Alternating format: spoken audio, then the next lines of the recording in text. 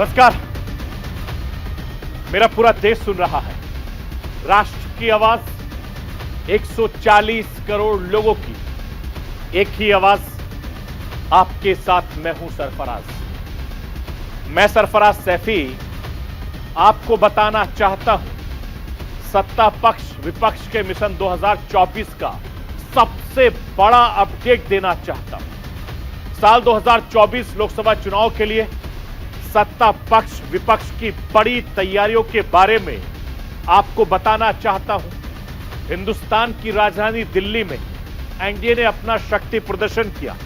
सत्ताधारी गठबंधन का कुनबा 30 के पार चला गया। एनडीए की बैठक में प्रधानमंत्री नरेंद्र मोदी की मौजूदगी खास रही। उधर बेंगलुरु में विपक्षी एकता का दमदार प्रदर्शन देखने को मिला। पटना के बाद बेंगलुरु बैठक पर हर किसी की नजर रही है। साल 2024 के चुनावी महासंग्राम में कांग्रेस के साथ कौन कौन होगा, इसकी बड़ी तस्वीर देश की राजधानी दिल्ली को देखने को। विपक्ष का कुनबा 26 के पार पहुंच गया। सत्ता पक्ष विपक्ष किसका पलड़ा भारी दिख रहा है। दोनों ही खेमों में किन चेहरों की चर्चा सबसे ज्यादा है, यह आज आपको राष्ट्र की आवाज के जरिए दिखाऊंगा, बताऊंगा, समझाने की कोशिश करूंगा। बेंगलुरु की बैठक में विपक्षी दलों के बीच कई अहम मसलों पर बातचीत हुई। कॉमन मिनिमम प्रोग्राम, राज्यों को गठबंधन का मॉडल, सीट शेयरिंग जैसे अहम मुद्दों पर मंथन हुआ। और मेरे सूत्र ये बता रहे हैं कि बेंगलुरु की बैठक में काफी कुछ तय भी हो गया है।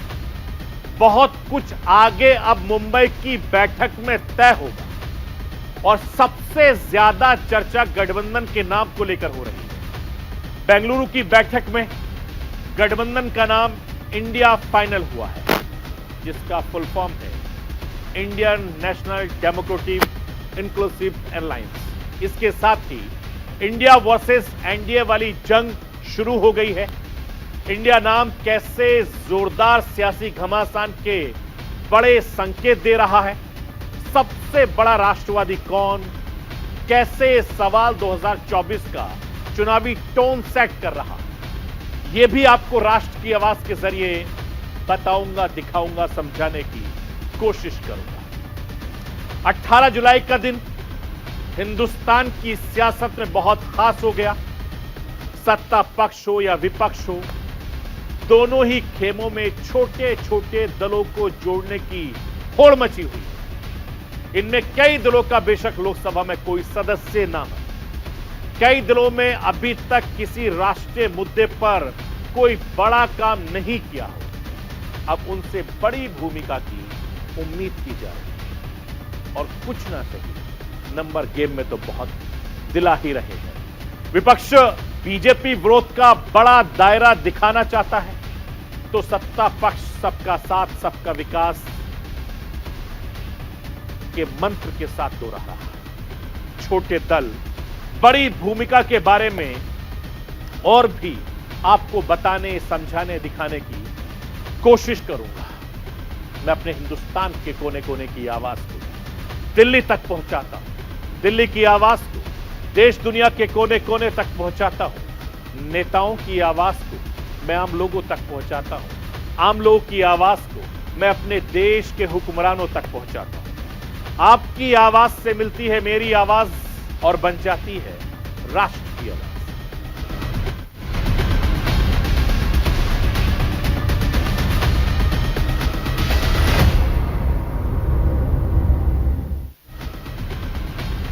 साल 2024 के लोकसभा चुनाव की बिसात पूरी तरीके से बिछ चुकी है। सत्ता पक्ष विपक्ष अपना अपना मोर्चा मजबूत करने में जुट गए हैं। अपने अपने खेमे की ताकत बढ़ाते जा रहे हैं। अपनी अपनी चुनावी रणनीति एक एक करके फाइनल करते जा रहे हैं। मैं आपको बताना चाहता हूं और तस्वीरों के जरिए दिखाना चाहता हूं कि 18 जुलाई का दिन इस लिहाज से बहुत खास रहा है। सत्ता पक्ष ने दिल्ली में दम दिखाया। सत्ता पक्ष ने अपने साथ 38 सियासी दलों का दम दिखाया, तो दूसरी तरफ विपक्ष ने बेंगलुरु में सुपर 26 का शक्ति प्रदर्शन किया। 18 जुलाई का दिन ऐतिहासिक हो गया। दिल्ली के अशोका होटल में सत्ता पक्ष के कुनबे का महाजुटान हुआ। साल 2024 की चुनावी रणनीति पर मंथन हुआ। वहीं बेंगलुरु के होटल ताज वेस्ट एंड में बीजेपी विरोधी दलों के आला नेता मौजूद रहे। साल 2024 की चुनावी चुनौतियों पर चिंतन मंथन का लगातार दौर चल रहा है। विपक्ष की बैठक का यह फाइनल राउंड था। 17 जुलाई को ज्यादातर दलों के नेता बेंगलुरु पहुंच गए। अनौपचारिक बैठकों का दौर चला। 18 जुलाई को विपक्ष की औपचारिक बैठक हुई।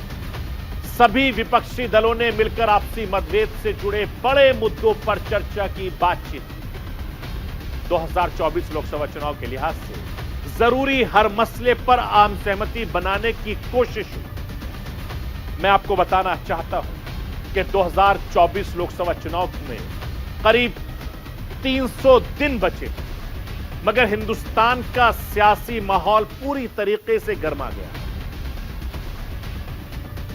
18 जुलाई को सियासी संघर्ष को जो तस्वीर देख रहे थे, उससे तस्वीर साफ है कि आगे सियासी दलों के बीच जबरदस्त फाइट देखने को मिलेगी और इसका दायरा काफी ज्यादा बड़ा होगा। हिंदुस्तान की राजनीति में शायद ऐसा पहली बार हो रहा है जब छोटी बड़ी पार्टियों ने मिलकर तो इतना बड़ा खेमा तैयार किया। लोकसभा चुनाव में तो इतना बड़ा खेमा आमने सामने होगा। सत्ता पक्ष ने छोटी छोटी पार्टियों को अपने साथ लाने का मौका दिया। एनडीए का दायरा भी बढ़ गया। दुनिया की सबसे बड़ी पार्टी भारतीय जनता पार्टी ने छोटे छोटे दलों को अपने करीब आने का मौका दिया, केंद्रीय सत्ता से जुड़ने का गौरव प्रदान किया। ऐसा ही विपक्षी खेमे में भी देखने को मिला है। कांग्रेस ने अपनी लाइन लेंथ काफी हद तक तय कर ली है। कांग्रेस ने भी दूसरे दलों को करीब लाने के लिए अपना नरम रुख अख्तियार कर लिया है। प्रधानमंत्री नरेंद्र मोदी फेस क्षेत्रीय सियासी खींचतान जैसे मुद्दों को कांग्रेस ने फिलहाल साइड किया है। मैं आपको यह बताना चाहता हूं, कांग्रेस हर कदम पर फूंक फूंक कर आगे बढ़ रही है। गठबंधन का नाम तय करने में भी काफी ज्यादा मशक्कत की गई। यूपीए में पुराना फील आता है। यूपीए के साथ सारे विवाद भी जुड़े होते हैं। साल 2024 के चुनावी महासंग्राम में कोई कोर कसर कमजोरी ना रह जाए। कांग्रेस नए जोश नई ऊर्जा के साथ चुनावी जंग में उतरने की पूरी तैयारी में है। इसके लिए भी नए नाम का होना जरूरी है। कांग्रेस ने गठबंधन का नाम सभी साथी दलों के साथ मिलकर इंडिया फाइनल किया है। जी हां, इंडिया नाम फाइनल किया है। इसमें आई से इंडिया, एन से नेशनल, डी से डेमोक्रेटिव, आई से इंक्लूसिव, ए से एयरलाइन। इंडिया का full form India national democratic inclusive airlines हुआ है। यह हिंदी में होगा। भारतीय राष्ट्रीय लोकतंत्र समावेशी गठबंधन हिंदी में इसका नाम है, जो आपकी टीवी स्क्रीन पर भी चल रहा है। मैं आपको यह बताना चाहता हूं कि सत्ता पक्ष विपक्ष की लड़ाई एनडीए वर्सेस इंडिया नाम से अब लड़ी जाएगी। तस्वीर साफ है कि 2024 में दोनों ही खेमों के बीच खुद को राष्ट्रवादी दिखाने की एक बड़ी होड़ सी मची थी। विपक्षी खेमे के इंडिया नाम पर बीजेपी की तरफ से जोरदार विरोध भी देखने को मिल रहा है। विपक्ष इंडिया वर्सेस बीजेपी के नाम पर लगातार माहौल, जिसकी बानगी बेंगलुरु में विपक्षी मंच पर देखने को मिली। मैं राष्ट्र की आवाज के जरिए आपको इसकी एक झलक दिखाना चाहता हूं। इस झलक को देखिए और इसके मायने समझिए। हमारा जो अलायंस मीन्स जो 26 पार्टी का मीटिंग हुआ, इसमें क्लियर हुआ। पहले आप यूपीए के नाम सुना, एनडीए तो अभी भी है लेकिन एग्जिस्टेंस नहीं है। इसी के लिए आने वाला दिन देश में जो जिंदगी खतरा में है, चाहे दलित हो, चाहे माइनॉरिटी हो, चाहे हिंदू हो, चाहे मुस्लिम हो, चाहे सिख हो, चाहे ईसाई हो, चाहे मणिपुर हो, चाहे अरुणाचल हो, चाहे उत्तर प्रदेश हो, चाहे दिल्ली हो, चाहे बंगाल हो, चाहे बिहार हो, चाहे महाराष्ट्र हो, सरकार बेचना, सरकार खरीद करना एक ही काम है गवर्नमेंट का। इसी के लिए हम लोगों ने आज सब मिलके एक रियल चैलेंज लिया है। डिटेल्स खड़गे जी ने आपको फुल फ्लेजेड नाम बताया, लेकिन इसका शॉर्ट फॉर्म में होता है India. Let us challenge India, NDA can you. लड़ाई बीजेपी की विचारधारा, उनकी सोच के खिलाफ है। वो देश पर आक्रमण कर रहे हैं, बेरोजगारी फैल रही है, देश का पूरा धन चुने हुए लोगों के हाथ में जा रहा है। और इसलिए जब हम डिस्कशन कर रहे थे, हमने अपने आप से सवाल पूछा, लड़ाई किसके बीच में है? यह लड़ाई ऑपोजिशन और बीजेपी के बीच में लड़ाई नहीं है। देश की आवाज को दबाया और कुचला जा रहा है। यह देश की आवाज के लिए लड़ाई है। और इसीलिए यह नाम चुना गया, Indian national developmental inclusive alliance, मतलब इंडिया। लड़ाई एनडीए और इंडिया के बीच में है, नरेंद्र मोदी जी और इंडिया के बीच में है, उनकी विचारधारा और इंडिया के बीच में है। मैं आपको यह बताना चाहता हूं कि साल 2024 की चुनावी जंग के लिए कांग्रेस ने रुख नरम किया है। बीजेपी ने छोटे छोटे दलों को केंद्रीय सत्ता से जुड़ने का न्योता दिया है। नतीजे सबके सामने, सत्ता पक्ष हो विपक्ष हो, दोनों ही खेमा काफी ज्यादा बड़ा हो चुका है। सत्ता पक्ष का कुनबा 38 तक बढ़ गया है, जबकि विपक्षी खेमा 26 पार्टियों तक पहुंच गया है। दोनों ही गुटों ने अलग अलग राज्यों से छोटे छोटे क्षेत्रीय दलों को, पार्टियों को अपने साथ आने का मौका दिया है। लिस्ट लंबी है। मैं आपको यह बताना चाहता हूं कि विपक्ष की बैठक में कांग्रेस के साथ टीएमसी, शिवसेना, एनसीपी, सीपीआई, इसके अलावा सीपीआईएम, जेडीयू, डीएमके, आम आदमी Party, Jharkhand Mukti Morcha, RJD, Samajwadi Party, National Conference, PDP, CPI, RLD, Indian Union Muslim League, Kerala Congress, Manithaneya, Makkal Katchi, MDMK, BCK, RSP, Kerala Congress, KMDK, AIFV, Apna Dal, कैमरावादी जैसे दल शामिल हैं। जबकि भारतीय जनता पार्टी का साथ देने के लिए एआईएडीएमके, शिवसेना शिंदे गुट, एनपीपी, इसके अलावा एनडीपीपी, इसके अलावा एसकेएम, जेजेपी यानी जननायक जनता पार्टी, इंडिया मक्कल, कालवी, मुनेत्र, करडम, AJSU, Jharkhand Students Union, RPI of India, MNF, TMC, Maanila Congress, ITFT, BPP, इसके अलावा पीएमके, एमजीपी, ये तमाम पार्टियां शामिल हो रही हैं। इसमें अपना दल एजीएम है और Lok Janshakti Party, Nishad Party, UPPL, People's Party जैसी तमाम छोटी बड़ी पार्टियां भी इनके साथ आ गई हैं। जरा अंदाजा लगाइए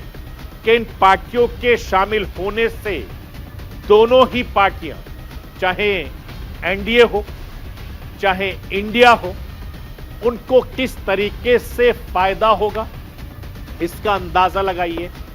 एनडीए की बैठक में भाग लेने के लिए 38 दलों के नेता दिल्ली पहुंचे। दिल्ली के अशोका होटल में बारी बारी से सबका वेलकम किया गया, स्वागत किया गया। छोटे छोटे दलों के कई सारे नाम शायद पार्टी पहली बार नेशनल मीडिया में दिखाई दी, लेकिन छोटे छोटे दलों के नेता पहली बार नेशनल मीडिया की स्क्रीन पर भी नजर आए। केंद्रीय सत्ता के साथ से मिली ऊर्जा 2024 में क्या कमाल दिखाती है, छोटे छोटे दल का साथ भारतीय जनता पार्टी की कितनी ताकत बढ़ाता है, ये जानने के लिए अभी थोड़ा सा इंतजार करना होगा। लेकिन एनडीए का बढ़ता कुनबा विरोधियों के निशाने पर आ गया है। मैं राष्ट्र की आवाज के जरिए आपको एनडीए के 38 के आंकड़े पर विपक्ष की पहली प्रतिक्रिया भी सुनवाना चाहता हूं आपसे। अपोजिशन, सारे अपोजिशन को, फिर अपोजिशन आए कहां से उनके पास? सारे अपोजिशन को अकेले ही भारी है। तो मैं एक ही काफी हूं बोले, तो फिर क्यों 30 लोग पार्टियों को जमा रहे? और वो 30 पार्टी के नाम तो बताओ आप। वो 30 पार्टी के लोग इलेक्शन कमेटी में क्या इलेक्शन ऑफिस में रजिस्टर करे सो है, क्या यूं ही बुला रहे सबको? तो ये तो मालूम होने दो। और हमारे पास जो भी लोग हैं, वो लोग हमेशा हमारे साथ हैं। हम हमेशा पार्लियामेंट के वक्त भी मिलके काम करते हैं, बाहर भी मिलके काम करते हैं। और अब बेंगलुरु में भी सभी पार्टियां वहां पर आई है। हम जो कर रहे हैं वो देख के वो घबरा गए हैं, और घबरा कर वो जो पार्टियां में एक टुकड़ा हुआ था, 2 टुकड़े हुए थे, 3 टुकड़े, सबको जमा रहे, और उनको जमा के वो अपनी संख्या।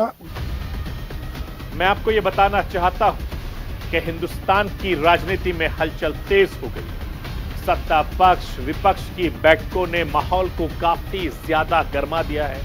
कौन सा चेहरा किस खेमे का हिस्सा है, हर कोई ये जानना चाहता है, चाहे वो स्टेट का हो या नेशनल का है। मैं आपको एनडीए खेमे में शामिल दलों के बड़े चेहरे को दिखाना चाहता हूं आपकी टीवी स्क्रीन पर। इसमें एलजेपी पासवान गुट के चिराग पासवान, आरएलजेपी के पशुपति पारस चाचा भतीजे, हम के जीतन राम मांझी, अपना दल की अनुप्रिया पटेल, टीडीपी के चंद्रबाबू नायडू, एनसीपी के अजीत पवार, शिवसेना के एकनाथ शिंदे, निषाद पार्टी के डॉक्टर संजय निषाद, एनसीपी के कॉनराड सांगमा, एनडीपीपी के नेफ्यू रियो, जेजेपी के अजय चौटाला, आरपीआई के रामदास अठावले जैसे दिग्गज नेता शामिल हैं। मैं आपको विपक्ष के कुछ मजबूत चेहरों को भी दिखाना चाहता हूं, वो भी देख लीजिए आप टीवी स्क्रीन पर है। विपक्षी खेमे में जिन चेहरों की चर्चा है उनमें कांग्रेस की तरफ से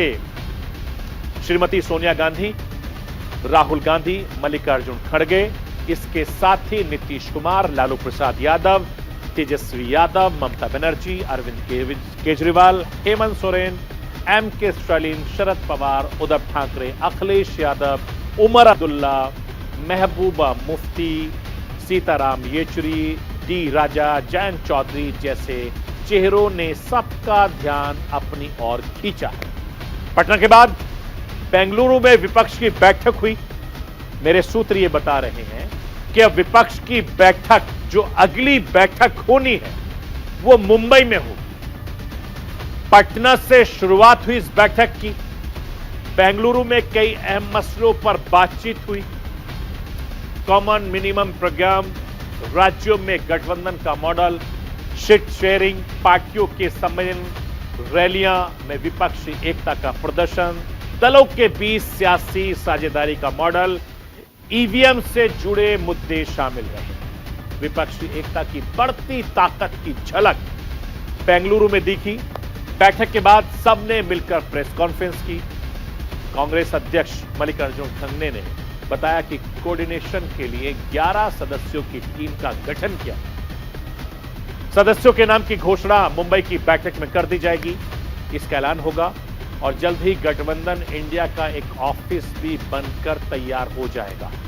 मैं राष्ट्र की आवाज के जरिए आपको कांग्रेस के अध्यक्ष मल्लिकार्जुन खड़गे को सुनवाना चाहता हूं। सुनिए इंडिया को लेकर उनकी क्या प्लानिंग है। Today's situation that the BJP government wants to destroy the democracy in this country, and also they want to destroy the constitution. They are using the autonomous bodies like CBI and ED, vigilance, all such institutions they are using against opposition party. मैं आपको यह बताना चाहता हूं, एक ही दिन सत्ता पक्ष और विपक्ष की बैठकों ने माहौल पूरा चुनावी बना दिया। दोनों ही गुट अपनी ताकत बढ़ाते जा रहे हैं, अपने साथ छोटे छोटे दलों को जोड़ते जा रहे हैं और इन सब के बीच कुछ दलों को लेकर अभी भी सस्पेंस बरकरार है। उड़ीसा की बीजेडी, आंध्र प्रदेश की YSR Congress, JD, BRS, Baspa, Akali Dal जैसे कुछ बड़े दल ऐसे हैं जिन्होंने अभी तक अपने पत्ते नहीं खोले। इनकी संसद में तादाद भी अच्छी खासी है। आने वाले दिनों में इन दलों को लेकर काफी खींचतान देखने को मिल सकती है। इंडिया वर्सेस एनडीए की जंग की शुरुआत हो चुकी है। जैसे जैसे 2024 का चुनाव करीब आएगा, टकराव लगातार बढ़ता जाएगा और सियासत दिन पर दिन बहुत तेजी से बढ़ती चली जाएगी। अभी तो ये शुरुआत है। हर दिन 2024 के लिए तमाम राजनीतिक दलों ने अपनी अपनी कमर कस ली है। किसको फायदा होगा, किसको नुकसान होगा, ये आने वाला वक्त बताएगा। तो ये थी राष्ट्र की आवाज। बाकी खबरों के लिए आप बने रहिए न्यूज इंडिया के साथ। कल रात 9 बजे फिर होगी।